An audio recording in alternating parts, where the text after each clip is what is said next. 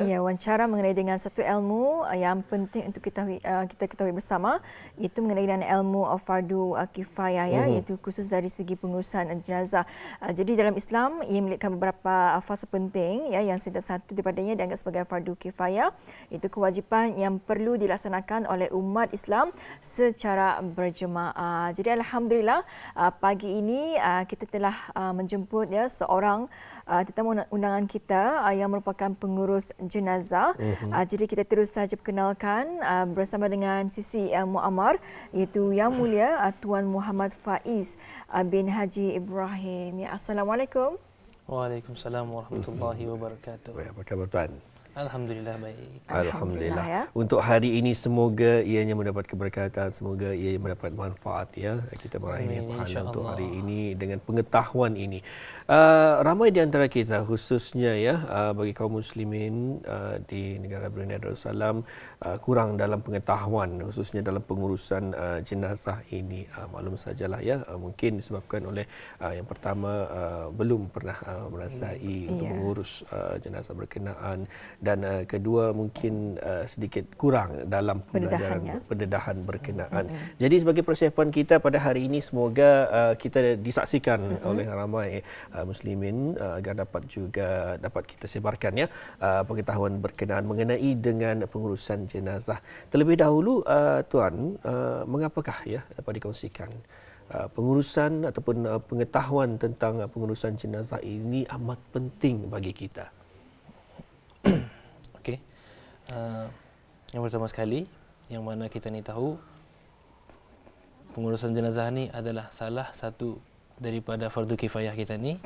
Walaupun ianya sudah cukup ada orang yang mengetahui, tapi kenapa ianya penting untuk kita ni sebagai orang ramai untuk ada ilmu sedikit sebanyak tentang pengurusan jenazah adalah salah satunya untuk apabila ahli keluarga atau orang-orang yang kita ni tersayang, yang terdekat, dapat kita ni bersama-sama dalam menyempurnakan jenazah. Jadinya ianya adalah orang yang terbaik untuk pengurusan jenazah, iaitu orang yang terdekat, iaitu ahli-ahli keluarga. Jadinya dalam pengurusan jenazah ini, jika ada sedikit pengetahuan pun, jadinya ahli keluarga ini bila ada kehilangan, ia akan confident. Ia akan confident untuk mengikut ke dalam bilik mandi, confident untuk dalam mengkafankan jenazah. Betul. Sebab itulah. Jadi itulah, ya, antara kepentingannya untuk kita mengetahui bersama, dan juga ni kalau kita melihat juga di mana fardu kifayah pengurusan jenazah ini merujuk kepada kewajipan yang perlu dilaksanakan, ya, oleh umat Islam dalam menguruskan jenazah, yang mana sekiranya ada sekelompok umat Islam yang telah melaksanakan tanggungjawab tersebut, maka kewajipan itu gugur bagi yang lain. Jadi itulah, ya, perlunya kita ni mengetahui mengenai dengan fardu kifayah ini.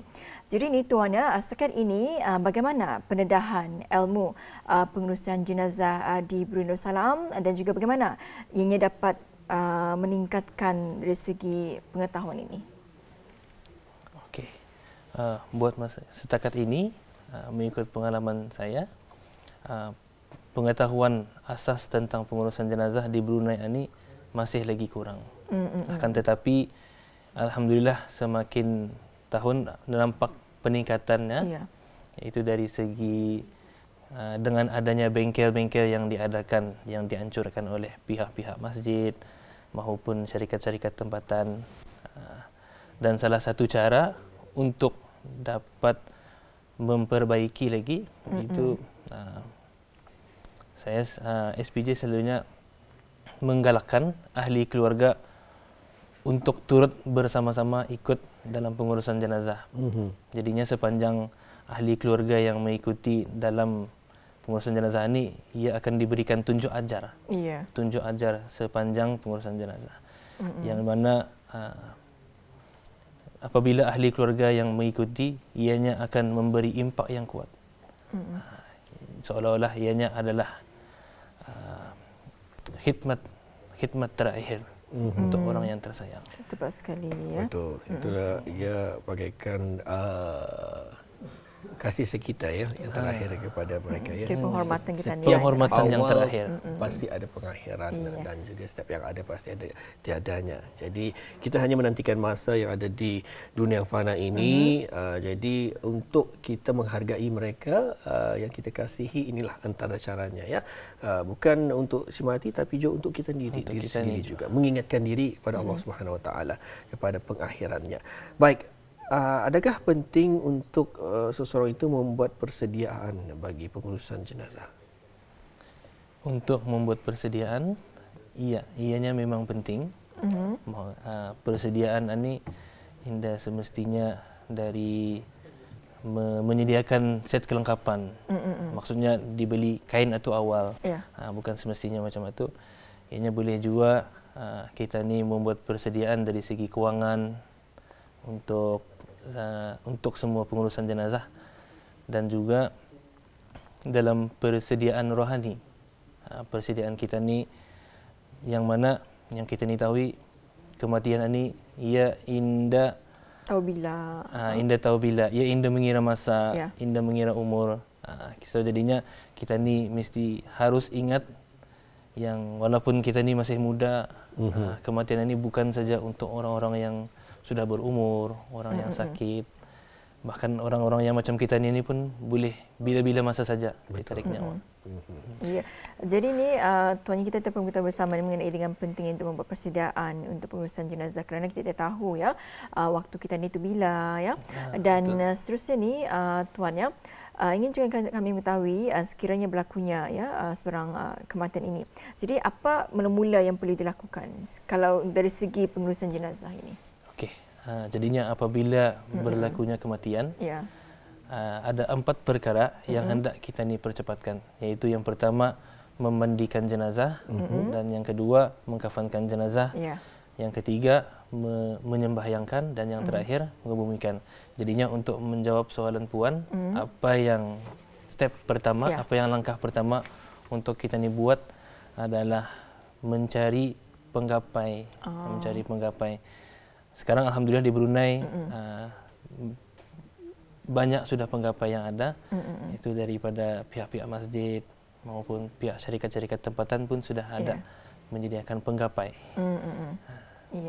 Dan itu adalah 4 ya. Jadi insya-Allah nanti kita ada demo je ni akan kita saksikan bersama, tapi khusus pada mengkafankan jenazah nanti ya. Itu nantilah kita akan ikuti bersama. Betul. Jadi mungkin di kesempatan ini seperti yang dikongsikan, kita berkesempatan untuk memberikan demonya. Adakah demo tersebut daripada memandikan ataupun hanya untuk mengkafankan sahaja ni? Untuk demo yang kali ini hanya untuk mengkafankan jenazah. Mengkafankan saja ya. Tetapi insya-Allah saya akan mengeksplain sedikit sebanyak tentang memandikan sementara itu.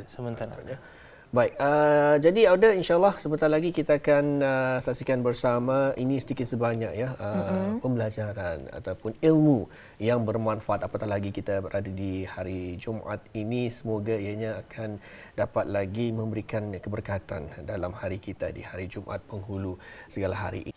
Baik, alhamdulillah kita ucapkan terima kasih juga kepada pihak penerbitan dan juga kepada pihak tuan ya, kerana pada hari ini kita berkesempatan jarang sekali untuk kita menerima pembelajaran ilmu sedemikian ini. Ia satu ilmu yang memang diperlukan sebetulnya kepada kita semua, apatah lagi diri kita sendiri ataupun mereka yang dikasihi juga ya. Tidak dapat kita nafikan suatu hari nanti kita juga akan berada sedemikian ataupun kita yang akan mengalaminya. Jadi persiapan pada hari ini kita ucapkan sekali lagi ribuan terima kasih Joy ya. Dan semoga bermanfaat kepada Auda ya pada hari ini. Baik tuan, pada hari ini kita akan memberikan sedikit demonstrasi ya bagi penyediaan bagi jenazah lelaki ni maksudnya. Jenazah lelaki. Adakah ada perbezaan daripada jenazah lelaki dan juga perempuan? Perbezaan di antara jenazah lelaki dan perempuan adalah dari segi kain. Kainnya sendiri, yang mana lelaki kainnya terdapat 3 lapisan dan perempuan 5 lapisan. 5 lapisan. Dan di dalam pakaiannya untuk laki-laki akan dibuatkan sahal, di jubah dan sahal, yang mana untuk perempuan dibuatkan jubah dan telekung. Oh, bagaimana pula dengan yang menguruskan? Adakah pihak tuan sendiri ataupun ada yang menguruskan yang lainnya? Mungkin kaum wanita? Ada untuk jenazah perempuan memang kaum wanita yang akan menguruskan. Baik, alhamdulillah ya. Jadi untuk hari ini kita akan menyaksikan bagaimana penyediaan untuk mempersiapkan ya jenazah lelaki. Jadi sambil-sambil itu mungkin dapat diterangkan oleh tuan sedikit apakah antara barangan ataupun peralatan yang digunakan untuk mengkafankan jenazah lelaki ini. Okey. Sedikit sebanyak untuk peralatan yang digunakan untuk mengkafankan jenazah, iaitu yang paling penting sekali adalah kain kafannya sendiri. Jadinya yang satu kain kafan yang seperti lazimnya satu roll yang macam ini digunakan. Satu roll ini memang cukup untuk satu jenazah. Satu jenazah. Untuk satu jenazah. Okey, lepas tu jenazah dewasa. Jenazah dewasa. Ya, baik. Okey, lepas tu ada kapur barus. Kapur barus ia tujuannya sebagai untuk pengawet. Pengawet supaya bau jenazah itu indah keluar. Okey, lepas tu kapas gulung yang macam ni. Dan minyak harum. Minyak harum. Ini adalah untuk semata-mata untuk mengkafankan. Untuk semasa sudah pengakhiran itu diberikan sedikit minyak harum. Baik, mungkin ramai di antara kita juga kurang mengetahui. Memang kita mengetahui barangan-barangan yang digunakan, tapi apakah kegunaan bagi kapas dan juga kapur barus berkenaan bagi tadi tuan dah mengongsikan ianya mengawet, tapi bagaimana ia digunakan? Okey, untuk kapur barus ia digunakan untuk dua, iaitu memandikan dan mengkafankan. Jadinya semasa basah dan keringlah. Semasa memandikan ianya digunakan untuk air yang terakhir. Jadinya siraman air yang terakhir itu dicampur dengan kapur barus supaya ia sebagai pengawetlah juga. Dan juga semasa kering pula. Semasa kering, kapur barus itu ia akan dipecah-pecahkan. Lepas itu ia akan ditaburkan sedikit di setiap lapisan. Jadi di setiap lapisan kain berkenaan ya. Jadi mungkin sudah pun lengkap tuan ya. Untuk kita lihat kapas pula bagaimana? Untuk kapas kegunaannya selepas memandikan, iaitu untuk memastikan darah-darah yang masih terkeluar atau ada masih yang adalah. Okey, dan juga untuk mengkafankan, iaitu untuk pengakhiran mengkafankan, itu salah satunya untuk memastikan penutupan aurat, dan untuk di celah-celahan. Celah-celahan jenazah akan diberikan kapas-kapas. Ya. Baik, alhamdulillah ya. Semoga cukup jelas juga pengungsian berkenaan, dan untuk seterusnya kita boleh saksikan ya di KCTV Audio sekarang ini adalah model ataupun contoh ya bagi jenazah yang akan dikafankan. Ini terdiri daripada patung ya. Ya, patung. Jadi patung untuk mudah untuk habis kita. Jadi kita terus serahkan bersama dengan tuan. Okey, insya-Allah. Ya. Ya, untuk makluman habis kita semua, kain yang di bawah di sini ini adalah kain yang sudah disediakan, yang sudah dipotong dan sudah kami susun. Buka dululah. Okey. Ya. Okey, dalihkan sikitlah. Jadi mungkin sambil-sambil itu dalam perbuatan ini mungkin dapat tuan jelaskan apakah yang perlu dilakukan, ataupun mungkin juga, sebagai contohlah ya, saya yang mengikuti ini, apakah tugasan saya, adakah dapat dilakukan juga, bagaimana? Salah satu tugasan untuk contohnya ahli keluarga yang mengikuti adalah untuk mengangkat jenazah untuk masuk ke dalam. Ya. Okey, untuk sedikit untuk kain kafan, yang ini untuk jenazah lelaki sudah kami sediakan 3 lapisan. Okey, lapisan 1, 2 dan 3. Okey. Jadinya untuk kain yang digunakan di Brunei ianya tidak selebar. Jadinya untuk satu lapisan menggunakan 2 helaian kain. 2 helaian kain ini baru satu lapisan. Okey.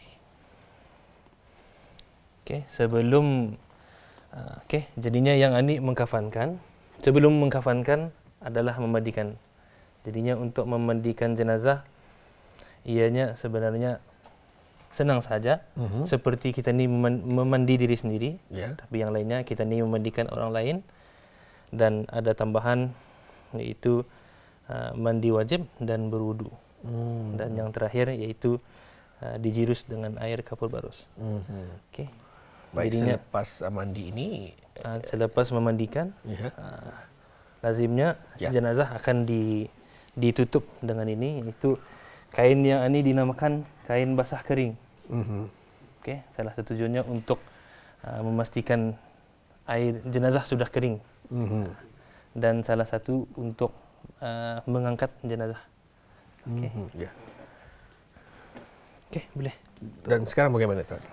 Okey, boleh angkat jenazah dari hujung sana. Angkat ya. Okey. Kalau biasanya lebih ramai lagi lah, boleh memegang di hujung di siring-siringan ni. Okey. Jadinya sama mengampai jenazah. Di sini sudah ada jubahnya. Okey, yang penting, perkara yang penting dalam pengurusan jenazah adalah kita hendak memastikan sepanjang pengurusan jenazah ini ia punya aurat sentiasa ditutup. Hendaklah dijaga. Walaupun sesama dengan ahli keluarga. Walaupun sesama dengan ahli keluarga, ianya tetap dijaga. Jadinya selepas memandikan ianya ditutup, diangkat pun masih ditutup, sudah masuk ke dalam, ditutup dengan jubah. Okey, dan selepas sudah ditutup, baru kita ni tarik ia punya tualanya. Jadinya sepanjang pengurusan jenazah ni, jenazah punya aurat dijaga. Okey. Jadinya untuk di sini, selepas diberikan sini, diberikan kapas roll tu. Okey. Kapas roll dibagi di atas sini. Tarik saja. Ya.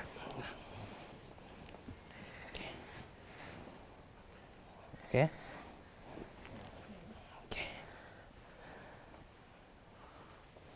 Jadi dia. Ini boleh ke atas sikit. Ini macam gini. Ini ke atas sikit. Tarik bang. Ya. Okey, jadinya yang jubahnya tuck in. Okey, untuk tangan jenazah yang biasanya dibuat seperti sembahyang. Tapi kalau tidak dapat, indah jadi pajal. Biar saja straight. Ya. Okey, jadinya di sini di seluruh celah-celahan akan diberi kapas. Di sini diberi kapas. Di hidungnya dan di telinganya. Jadi jadi kita biarkan saja bersama dengan narasumber kita ya, kerana dikhawatiri kesuntukan masa. Kita teruskan bersama dengan Tuan ya, untuk menyempurnakan jua demo kita. Ya. Okey. Okey, seterusnya kita ni baru sudah selesai yang ni kain sudah dirapi-rapikan. Okey, bermula dari kiri. Ya. Okey. Ya.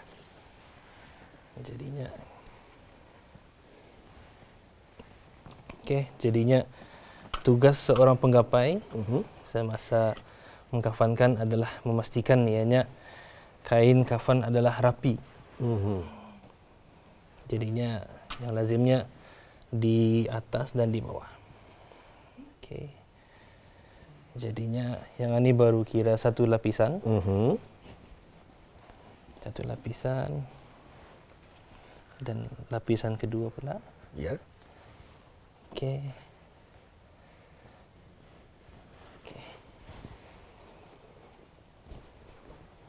Okey, yang ni kita pastikan rapi. Tarik talinya.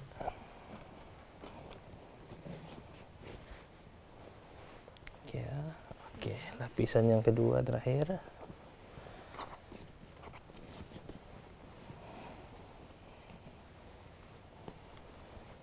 Okey.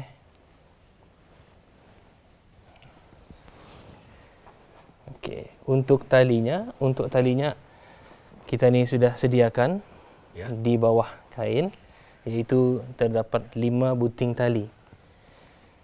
Itu tali yang pertama di atas kepala, tali yang kedua di bahu, di dada, tali yang ketiga di kawasan pinggang, dan keempat di atas lutut, dan yang terakhir di bawah kakinya. Okey, ini kencangkanlah. Okey.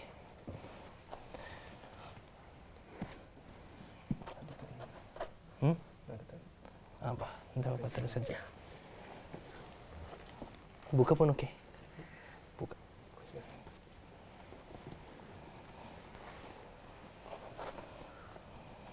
Okey, untuk ikatan tali, hendaklah memastikan ikatan tali di sebelah kiri jenazah. Di sebelah kiri jenazah. Dengan sebab sudah jenazah dimasukkan ke kubur, ianya akan melintang ke sebelah kanan untuk ditujukan ke kiblat. Jadinya tali itu akan berada di kawasan atas lah, sebelah kiri sini, untuk penggali kubur atau ahli keluarga untuk menarik tali. Melepaskan ya. Okey. Baik, alhamdulillah ya, inilah salah satu ya pendekatan bersama kita pada hari ini, satu ilmu yang cukup bermanfaat ya daripada perkongsian berkenaan. Dan Audah, kita telah pun selesai bersama untuk demonstrasi ini. Jadi ada baiknya ya kita ucapkan terima kasih juga ya kerana bersama. Dan mungkin kita kembali semula bersama untuk pengakhiran kita pada hari ini mengenai dengan pengurusan ini. Memang satu ilmu yang cukup bermanfaat, tidak dapat kita nafikan, kematian itu pasti, dan sudah setentunya kita menjadikan satu membuka minda kita juga dan juga mata kita untuk sama-sama mengetahuinya. Bukanlah satu perkara yang sensitif untuk kita ni hindarkan, akan tetapi penting untuk kita mengetahuinya. Malah juga secara jujur, memang inilah ya, saya melihat sendiri daripada awal dan juga pengakhirannya, dapat melihat bagaimana perjalanannya, bagaimana cukup sempurnanya agama itu sendiri dalam menyempurnakan. Malah juga bila tiada nyawa di dalam jasad sendiri pun kita dijaga akan keharmonian kita ni, ataupun juga aurat kita ni. Kita memandang ke arah sana. Memang salah satu keunikan di negara Brunei Darussalam, kita memegang teguh agama Islam, dan agama berkenaan sudah setentunya ya mahukan yang terbaik. Mungkin daripada tuan sendiri ada kata-kata akhir kepada jua mungkin belia kita khususnya ya, ataupun juga kepada kita semua, tidak kira semua peringkat umur, mengenai dengan urusan sedemikian ini. Okey, untuk kata terakhir daripada saya, jika ada peluang untuk mempelajari sedikit sebanyak tentang pengurusan jenazah, sila ambil peluang. InsyaAllah ianya akan berguna untuk masa kita nanti, iaitu apabila ahli keluarga atau indung kita ni boleh ikut bersama-sama pengurusan jenazah. Okey, ianya anggap sebagai khidmat dan penghormatan terakhir kita ni. Betul, kepada ahli untuk keluarga. kedua ibu bapa kita ni. Betul, alhamdulillah. Baik, kita ucapkan terima kasih tuan kerana kesudian, dan juga kita akan kembali bersama dengan rakan tugas kita ya, Nur Intan, untuk bersama. Sekali lagi ucapkan terima kasih sekali lagi tuan. Assalamualaikum. Waalaikumsalam warahmatullahi wabarakatuh.